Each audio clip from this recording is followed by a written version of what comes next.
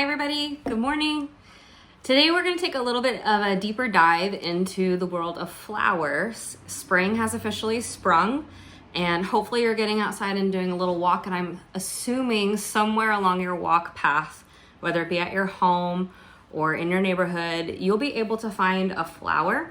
Or maybe you're like me and when you've been at the grocery store, you've bought some flowers. I highly recommend trying to do something cheerful, and for me, bright, colorful bouquets right now are helping me. So we're gonna do a little bit of the parts of the flower today. I'm gonna first take you through my notes that I would normally be teaching in my beginning floral design class about how a flower actually functions. There is a point to these things other than looking pretty in nature, so we're gonna talk about that a little bit.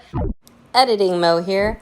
For the sake of this video and its time not going longer than, like 25 minutes or something, I made the executive decision to skip presenting the notes, but I am including them down in the post below, along with a close-up of that diagram for you. Thanks. And then I'm gonna take you into my kitchen and we're gonna do a flower dissection, see if we can find all of these parts of the flower. And I have a tulip, I have a Gerber Daisy, I have a mini carnation, and then I grabbed a daffodil from outside in my garden. Are they all the same? Do they all have the same parts? Do they look the same? I challenge you to follow along with me and then try to do this in your own home. Okay? So let's dive into the parts of the flower. I'm going to start today with our Gerber Daisy. It's one of the biggest, broadest flowers, but it's very flat, unlike the tulip you're going to see later. So starting with this, I'm just going to take the flower head and cut it off its main stem, since we're really only focusing on the flower parts today. What you're seeing here are the sepals. So they would be protecting and encapsulating the flower as it is forming in the early stages. And then as it matures, these open up so that the petals, all these pink guys around this edge, can open up and show their glory. And remember, they're doing an awesome job because their whole point is to attract pollinators. And the cool thing to notice here though is we've got these shaped petals, but we also have a totally different set in this inner rim, and they are also petals. But then we get into the main center part of the flower, and I'm going to start to take this guy apart, and you're going to see a totally different perspective of what's happening in this center body of the flower.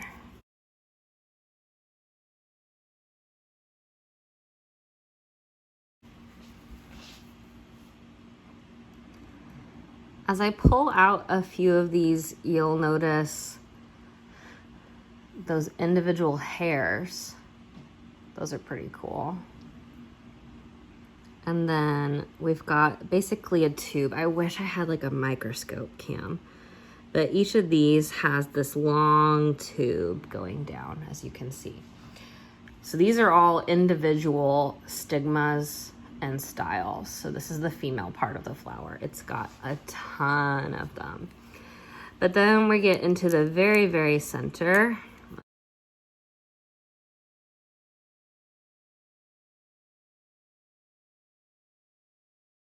These are just the same thing as that. They're just immature. You can see the whole structure is the same.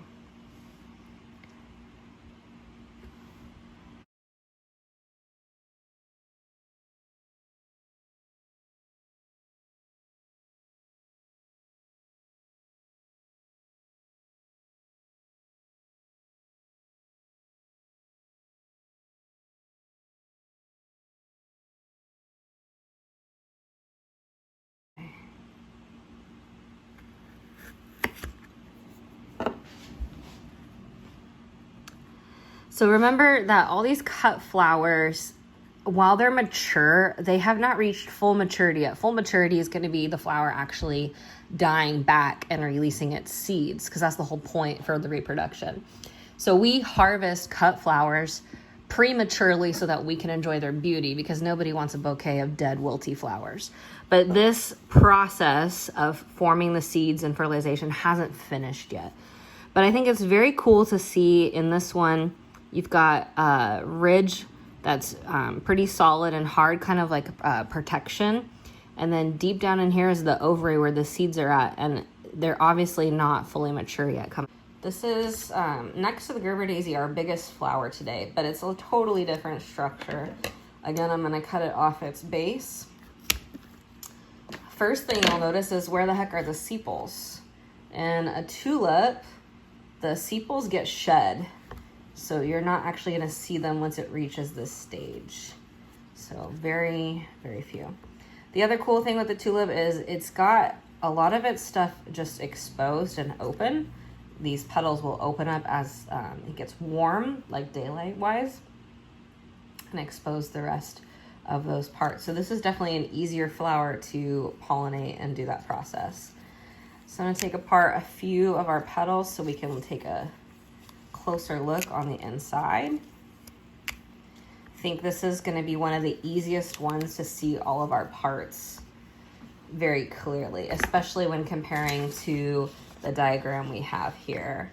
So very easily to spot. In the inner center, we've got our pistil, all the female part, and then surrounding it, we have several different stamens.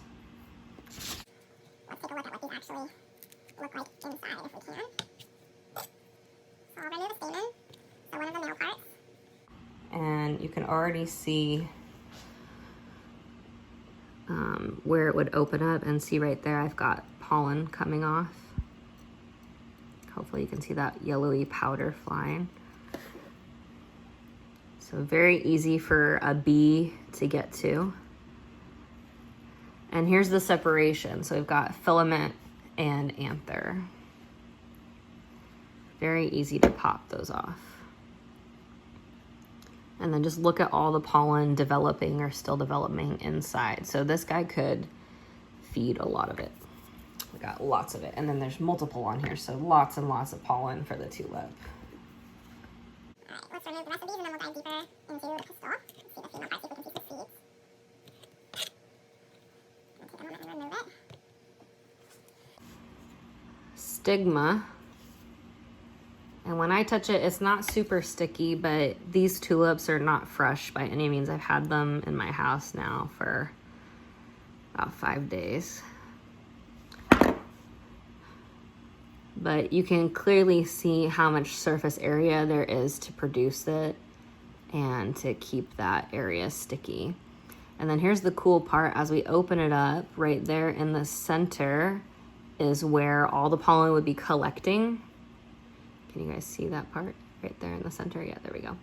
All the pollen's gonna collect here and then travel down into the rest of the female body, which we should hopefully see ovary production. Let's take a look. So there you can see the structure continuing down into the main body, but we're not seeing a true ovary. So let's look at the base that we had cut off from and see what's going on in here. Also, not a whole lot. So why are we not seeing an ovary in a tulip? Any guesses? Let's take a look at the mini carnation. Mini and a regular size carnation are going to function exactly the same. We're just a difference in size. So a mini carnation, just a lot smaller. But this one, the sepals are much bigger on carnation. So all of this is sepal protecting the flower, but also inside here, we're gonna notice the ovary a lot larger. So we've got larger sepals, not necessarily larger petals, but overall the flower component is bigger in this guy. So let's try to remove a sepal so you can kind of see a little bit in there. So notice we're starting to see some fleshiness of the ovary. So let's go in from the top. So we're going to remove some petals, several petals for this guy. Even those are some immature petals, they're just not fully developed, but you can see their color starting to show. Aha, here we start to see some of the parts. Anybody guess? Is that the male or the female? Let me get rid of these so we can take a closer look. Okay. Male, we have the anther, pollen coming off that. It's just very tiny. And then in here, we have the pistil where it would be getting attached to. and traveling down pistil.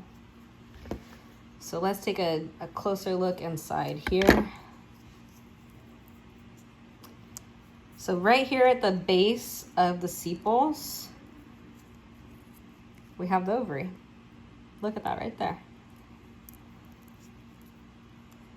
Clear as day. That whole surface right there.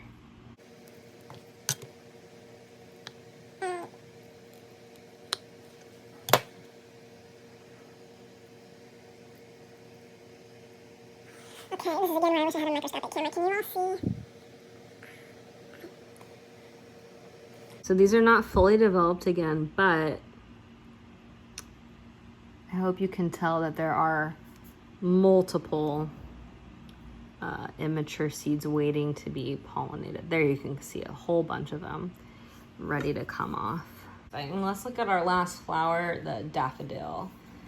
Just like the Gerber Daisy, it's a very flat flower, but it does have, like the carnation, everything pretty much visible, or not the carnation, the tulip, everything visible from the top. So I'll cut this guy off its base. And our sepals have also kind of just fallen off as it's matured out.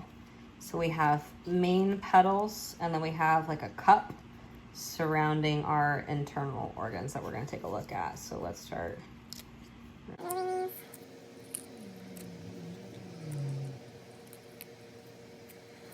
Perfect. Super easy to tell on this one as well. We've got our pistil in the center.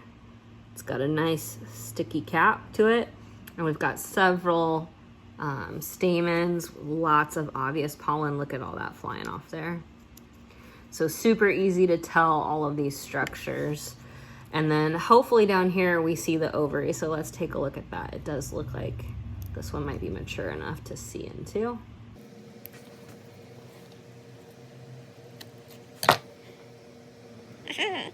So just like the carnation, all of these little tiny white guys, those are all immature seeds waiting to be pollinated. So we've got several there. Look at all those little tiny seeds. That's right, yeah. Oh, these little teeny tiny guys. So those are individual seeds waiting. So cool! Hopefully now you know more about the anatomy of a flower and its purpose, other than just looking pretty in an arrangement. Today's challenge is for you to go out and do this activity yourself. I'm going to include a link to a flower dissection activity in the post below. Go out into your home garden or your neighborhood and just pick a flower to try this out with, and follow along with the notes also posted down below so you can see the diagram to kind of help guide your thinking. Good luck. Hopefully you find a complete flower, and if not, then why is it incomplete?